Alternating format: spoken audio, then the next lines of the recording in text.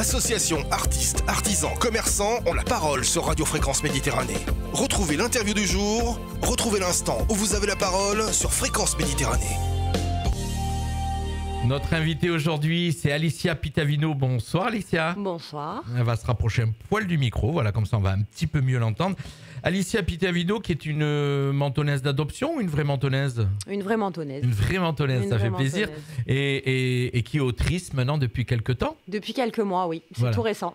Alors, j'ai pas reçu le livre, mais on va faire tout comme si je l'avais reçu pour mieux comprendre. Puisque ce soir, on voulait vous la faire découvrir. C'est une jeune autrice mentonnaise qui va nous faire découvrir un peu son livre, ces 2 livres, puisque si j'ai bien compris, c'est 2 tomes. C'est 2 tomes, oui. Il y en aura encore un 3e, un 4e, il y en aura encore plusieurs, exactement. Alors ce soir, on va découvrir son ouvrage, ça s'appelle La Marguerite, les racines du destin. C'est une autobiographie avec des lettres. Voilà, on va mieux comprendre. Mais d'abord, son parcours, ma chère Alicia. Alors mon parcours, c'est un parcours de mentonnaise classique où j'ai vécu toute ma vie ici. Ensuite, je suis partie faire des études et j'ai commencé à travailler sur Monaco depuis plus de 15 ans maintenant. Alors apparemment, j'ai vu à Monaco dans le luxe, dans l'immobilier de luxe. Après, dans Monaco, forcément, oui, effectivement. Ça touchera toujours un petit peu le luxe. Je suis dans une branche identique au fait, mais pas dans l'immobilier, moi, dans l'automobile. Okay. Voilà, donc on aura l'occasion d'en parler tout à l'heure hors antenne. Et qu'est-ce qui a fait alors ? Oui, qu'est-ce qui a fait qu'elle a décidé d'écrire ? Je l'ai lu effectivement dans la bio. C'est malheureusement c'est quelque chose un petit peu de tragique au fait qui a déclenché cette écriture. Bon, en fait, il faut savoir que j'ai toujours écrit. C'est vraiment quelque chose avec lequel j'ai assez d'aisance. À partir de quel âge ? Depuis toute petite, j'ai toujours eu des journaux intimes où je racontais mes émotions, ma vie. Je racontais les petites choses qui se passaient dans une vie d'enfant. C'est un plaisir. Et en fait, de tout ça, j'en ai fait, on va dire, une thérapie avec le temps. Alors, on va dire pourquoi, puisque vous avez perdu votre maman très jeune, c'est ça ? J'ai perdu ma maman, à ma naissance. Donc, du coup, effectivement, il y a eu des conséquences à ce décès qui sont expliquées et racontées dans le livre. Donc, on ne va pas tout dévoiler. Et après, je pense une maman que vous n'avez pas connue, donc physiquement pas connue, on va dire. Exactement. Vous l'avez connue certainement que via les photos et via les souvenirs qu'on vous a racontés. Et via les histoires des autres. Les histoires de la famille. Exactement. Effectivement. Mais avec ce manque qui s'est ancré dès l'enfance. Qui s'est ancré et j'ai voulu en faire quelque chose. Donc j'ai voulu lui parler au travers de lettres, de ma vie, de mes sentiments, de mes histoires d'adolescente, d'adulte, etc. Une thérapie en même temps peut-être. Une thérapie, totalement. Ça a été la meilleure, je pense, thérapie et je conseillerais à tout le monde de se faire un petit récap personnel de ses expériences de vie pour en tirer le plus de bénéfices possible. Alors ça n'a pas dû être facile parce que ça n'a pas été facile. Alors ça s'est déclenché quand cette envie vraiment de faire la thérapie? Je pense qu'elle a commencé il y a longtemps. Vous deviez certainement écrire. Exactement. D'accord. Jusqu'au jour le déclenchement qui a dit je vais en faire un livre. J'ai eu envie d'en faire un livre parce qu'en fait c'est vrai qu'en partageant mon expérience, en se racontant un petit peu, que ce soit à ses amis ou son entourage, on voit que beaucoup de gens ont des expériences tragiques sous différentes formes, mais que pas tout le monde ne sait quoi en faire. C'est-à-dire que les gens vont tomber dans une espèce de dépression ou se dire la vie, elle est comme ça, elle est faite de choses très difficiles et tant pis, alors que finalement, quand on prend le bon côté des expériences et qu'on les transforme en des expériences bénéfiques, on se rend compte qu'il y a toujours une lumière après l'ombre. Alors, c'est pas un roman, c'est une autobiographie, mais un petit peu particulière parce que c'est des lettres que vous avez écrites. Exactement. C'est des lettres qui retracent mon histoire. Vous êtes venu avec parce que du coup... Je suis venue avec. Ah, mais voilà, moi je voudrais montrer la... Voilà. Alors, on va dire à nos auditeurs, à ceux qui nous suivent ce soir, on va expliquer comment ça s'est passé parce que souvent, quand on reçoit des invités et des romans, on les a déjà lus, on les a reçus effectivement. Là, ça s'est passé un petit peu... C'est un peu précipité. C'était un peu précipité. Elle m'a contacté pendant l'été pour en parler via une amie commune. Exactement. Effectivement. Donc, j'ai dit oui. Pendant l'été, on était en vacances, donc du coup, on l'a pas fait. Et là, on vous dit la vérité, on découvre le livre. Donc, La Marguerite, effectivement, ça s'appelle La Marguerite, les racines du destin, c'est ça? Et sur le livre, il y a écrit que La Marguerite. Pourquoi? Oui. C'était un choix personnel, parce que La Marguerite, c'est vraiment un symbole qui exprime tout ce que je mets dans le livre. Donc, j'ai trouvé que c'était... Non, mais qui n'est pas écrit le sous-titre. Non, c'était D'accord, vraiment... c'est volontaire? Oui, c'est volontaire. D'accord.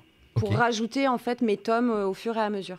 D'accord, donc là c'est le tome 1 et 2 dans un même livre? Exactement. D'accord. Alors moi je croyais que quand il y avait un tome 1, c'était 2 livres différents. Là il y a un seul livre. Fait, j'ai commencé par 2 livres différents et j'ai voulu les réunir en un seul exemplaire pour que ce soit plus facile. Alors c'est des lettres qui se sont écrites au fur et à mesure. Donc je disais, ça a commencé quand la première écriture? Ça a commencé il y a 1 an et demi à peu près. D'accord. C'est vraiment de l'intime, du coup, dans ce livre. C'est du très intime. J'ai pas pu le lire, donc, mais c'est très intime. C'est de l'intime. On se dévoile. D'accord. Complètement. Et du coup, tout le monde peut connaître votre vie, du coup. Tout le monde peut connaître ma vie. D'accord. Je la partage entièrement. Il y a des choses qui peut-être dans la famille dérangent ou pas, ou je sais pas. De toute façon, je pense qu'il y aura toujours quelque chose qui dérangera, qu'on raconte sa vie ou qu'on exprime simplement ce qu'on pense. Donc, je pars de ce principe-là que moi, je suis un électron libre et que ma vérité, je dois la dire, tout simplement. Alors, j'ai une phrase que j'ai lue dans votre bio. Vous avez écrit « Jusqu'à de l'enfance marquée par le silence à la jeunesse en quête d'amour et de sens », puisqu'il n'y avait pas cet amour maternel. Il y avait beaucoup d'autres amours, je suppose. Il y avait beaucoup d'autres amours, tout à fait. Pas cet amour maternel. Non. Vous l'avez pas retrouvé ailleurs, peut-être avec, je sais pas, c'est des questions intimes que je vous pose aussi. Je pense qu'on le retrouve jamais. Non. C'est vraiment maintenant que je suis maman et que je sais le sentiment et que ça procure. C'est ce que j'allais rebondir, jusqu'à la maternité et la réconciliation intérieure. Exactement. Le fait de devenir maman. Ça a tout changé. Voilà. Clairement. Et est-ce que vous avez eu peut-être cette peur à un moment donné ? Complètement. De plus être là. Exactement. Que ça Mais c'est reproduise. encore une peur, je pense, que j'aurai à vie.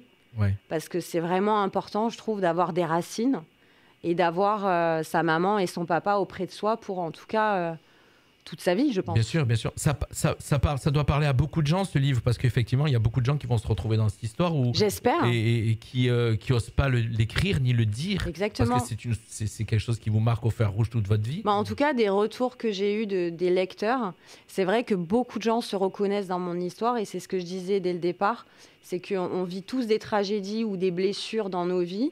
Les formes sont différentes, mais le fond reste le même. Il y a toujours une part de quelqu'un d'autre dans notre part à nous. Alors, il y a beaucoup de gens, effectivement, qui font des autobiographies, j'ai du mal à le dire, désolé. C'est vrai. Qui racontent leur vie, et souvent, c'est souvent plus de blessures que de moments gais. Forcément, il y a quand même des moments gais, il n'y a pas que du tragique non plus. En tout cas, c'est ce que j'essaie de montrer. Mais c'est vrai que moi, ce que j'avais surtout envie, c'est de donner du sens à mon histoire. Et peut-être que quelqu'un trouve un sens aussi en le lisant à son histoire, qui trouve une forme de quiétude et qu'on n'oublie pas surtout que la vie est très belle et qu'il faut surtout en profiter tous les jours. Malgré tout. Vous vous rappelez à partir de quel âge ? Parce qu'en fin de compte, comme vous le disiez, votre maman est morte à votre naissance. Oui. Donc vous ne l'avez pas du tout connue. Non. Et même les premières années de votre vie, il y a quelqu'un qui vous en a parlé pour que ce manque se crée. Parce que c'est... Tout à fait. C'est les autres qui créent le manque. C'est eux qui ont créé Mais tout le monde crée le manque. Ouais. C'est l'école, c'est les copains, c'est quand on commence à se sentir différent, etc. Et quand on raconte finalement l'histoire. D'accord. Il y a eu une maman de substitution ou pas ? Oui, il y a eu ma grand-mère paternelle, oui. C'est elle qui vous a élevé du coup ? Tout à fait. Voilà.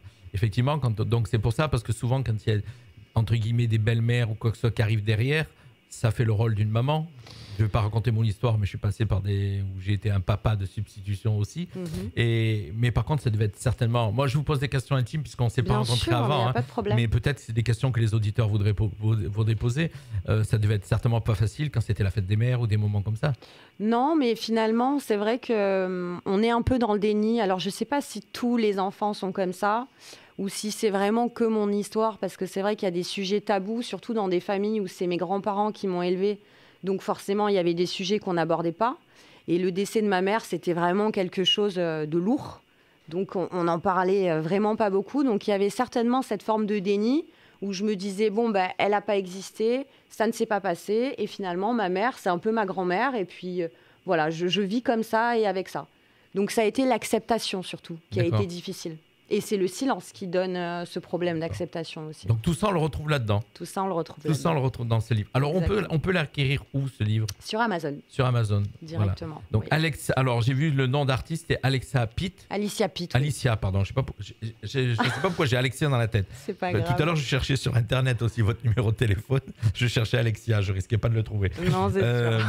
Donc Alicia Pitt, voilà, c'est le nom d'écrivain, exactement. d'autrice. Et là, on peut le retrouver donc sur Amazon. Voilà, donc c'est au tarif de... Pas le tarif. Alors, je sais pas, il faudra regarder exactement sur Amazon. Le financier, c'est pas trop ma partie. D'accord, ok. Ça va, ça marche bien ? Ça marche plutôt pas mal. C'est tout nouveau ? C'est un début prometteur, oui. D'accord. C'est surtout les retours qui me touchent profondément. Ceux qui l'ont lu ? Oui. Oui, effectivement. et qui attendent impatiemment la suite. Et j'espère pouvoir encore échanger à de nombreuses fois avec eux parce que c'est vraiment c'est pour ça que j'ai fait ce livre. Ça a pris combien de temps à l'écrire? Oui. Ça a pris 1 an et demi, 2 ans à peu près. D'accord. Et après, c'est l'écriture d'une vie parce que bien sûr, c'est toute ma vie qui est. Il y a déjà d'autres, certainement, lettres qui sont prêtes à faire le tome 3 et 4, je ne sais pas. Exactement. D'accord. Après, vous avez l'intention de passer sur autre chose ou c'est vraiment parce que là, vous avez décidé de faire une autobiographie et peut-être d'écrire autre chose, des romans ou... Non, je ne pense pas que je partirai sur l'écriture de romans. Je pense que ce qui m'inspire le plus, c'est vraiment les histoires humaines. Donc après, pourquoi pas écrire pour d'autres, en tout cas raconter les histoires que d'autres n'osent pas ou n'ont pas envie de raconter. Ce sera plus sur ça. D'accord. Ben, moi, je suis très content de vous avoir découvert ce soir. Donc, merci de m'avoir reçu. Je rappelle que ce livre, on peut le retrouver donc, sur Amazon. Je vous montre la couverture. Vous puissiez le découvrir sur Amazon. Bien sûr, l'interview, vous allez le retrouver sur nos réseaux. Il est en direct sur Facebook et on le repartagera sur notre chaîne YouTube. Donc, Alicia Pitavino qui a écrit La Marguerite, Les racines du destin. Voilà, c'est une traversée intime. Tout à fait. Voilà. Il y a d'autres éléments à nous donner avant de se quitter? Je pense qu'on a fait un bon tour. Je souhaite à tout le monde d'être aussi courageux et de pouvoir faire le bilan de sa vie pour en tirer un maximum de positif. C'est ça le message. C'est ça voilà, le message. C'est de partir de quelque chose qui est négatif pour en faire du positif. Exactement. C'est un beau message, Alicia. J'ai bien dit cette fois-ci. J'ai des soucis avec les prénoms, moi. Je vous rends votre livre. Voilà, un très beau livre qui est venu chez nous. Je vous le rappelle, vous pouvez le retrouver sur Amazon. Donc, La Marguerite, les racines du destin, avec de mademoiselle Alicia Pitavino. Merci Alicia. Merci beaucoup. Vous restez avec nous puisqu'on va aller faire la photo. Nous, on va continuer en musique et dans quelques instants, on va retrouver les infos avec Jordan. Juste le temps, nous, d'aller faire la photo. Allez, on se retrouve dans quelques instants. Juste après un titre d'un artiste local, on va Corinne Jackson ce soir. Allez, c'est tout de suite. L'artiste découverte du jour. C'est tout de suite sur Fréquence Méditerranée.